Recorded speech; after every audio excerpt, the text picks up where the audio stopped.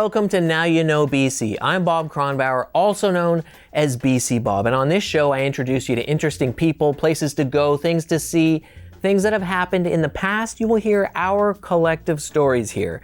This week I'm talking about baseball, from the fact that the first ball game played under lights in Canada took place right here, to number 42 Jackie Robinson's multiple connections to Vancouver, and more. Two of my most keen interests are baseball and BC history, so I'm absolutely thrilled to be able to bring these two together in today's episode, the last in the first season of this show. Let's dig in. Did you know that Hollywood actor Bill Murray played in a minor league baseball game on Vancouver Island? It's true. For one game in 1978, he helped coach the Victoria Mussels, holding a beer in one hand and a smoke in the other. He also played in the game, which the Mussels won, and he was eventually ejected for reasons unknown. Maybe it was a joke, I'm not sure, but this game was actually one of the last games that the Mussels ever played before the team folded. This is their logo. It's a mussel with muscles.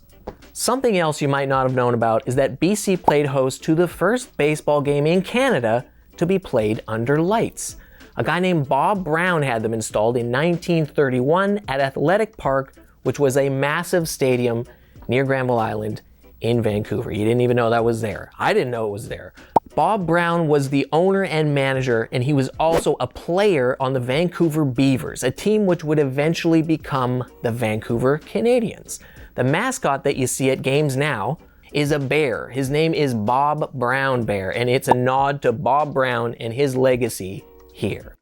Lastly, a baseball adjacent story that happened in 1967 in Vancouver, when Mayor Tom Campbell paid people 25 cents for every pair of actual rat ears that they brought to City Hall. Stay with me here.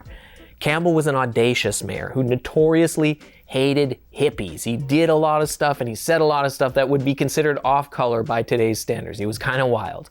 One day he decided that he was going to offer a bounty on rats, even though the rat population was not a problem and you'd be hard pressed to even find a rat here. He did it simply because he wanted to outdo the mayor of Chester, Pennsylvania, who was able to get his citizens to collect a dozen rat tails in the span of a month. Our then mayor first offered 15 cents for every pair of ears. Guess how many were brought in? 0. So he increased it by a dime. The first person to claim the 25-cent bounty was a 16-year-old pitcher named Donna.